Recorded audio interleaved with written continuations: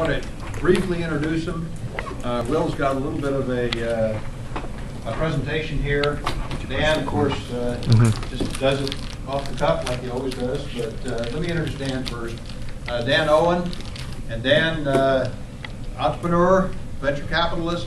He's got an interesting little startup business that he's kind of playing with,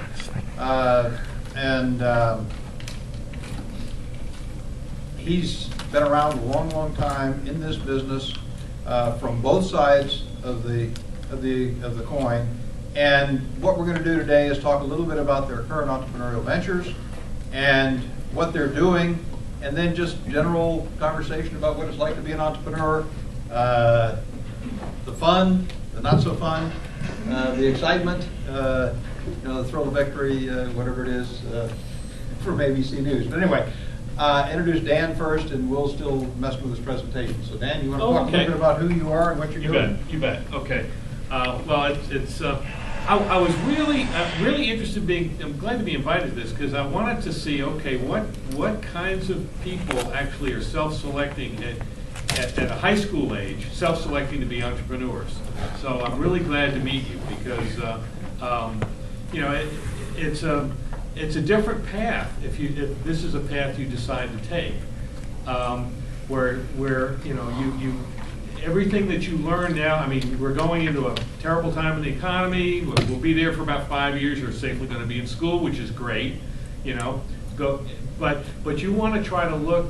I mean, you have an opportunity to learn a lot of things, but you want to sort of figure out how to retain that independence of thought, so that so that you're really fully equipped to be an entrepreneur. I've been an entrepreneur most of my life. Okay, I'm 61, and I've sort of been at it since I was in college. I started at Satire magazine in college, then I came to Dallas in 1972. Got 90.1 radio started, and got the license for that for KERA. So I've always been sort of somebody that started businesses. In the mid-'70s and in the '80s, I helped build a company. I was the #2 guy in a company that started like with 4 of us in Richardson and grew into a company called Spectrodyne. We owned hotel movie systems and 700,000 hotel rooms in 5 countries, and we sold it. We took it public and then did a leveraged buyout in the mid-'80s, and then sold it for $630 million in 1989. So that was 20 years ago. I mean, that's the last time I actually had a W-2 kind of job, where I was working. Since then, I've been an investor. I started another company called Focus Networks that did satellite delivered sales training in department stores for salespeople, and sold that to Fairchild Publications, which was Women's Wear Daily, and sort of in the fashion business.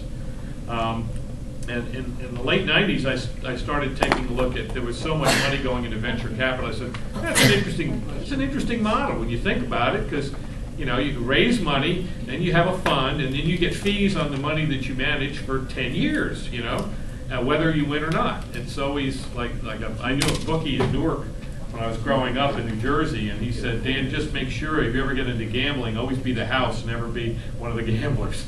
So operating a fund's been that was an interesting process. The name of the fund is HO2 Partners, and we raised $35 million and made investments in 8 companies, 5 of which became pretty successful. I've still got 4 of them that we're trying to sell or take public that we're managing. And in '04, I realized that the venture capital model really wasn't going to be profitable going forward, because for a lot of reasons, it's just not the right tool for innovation going forward. So I mean,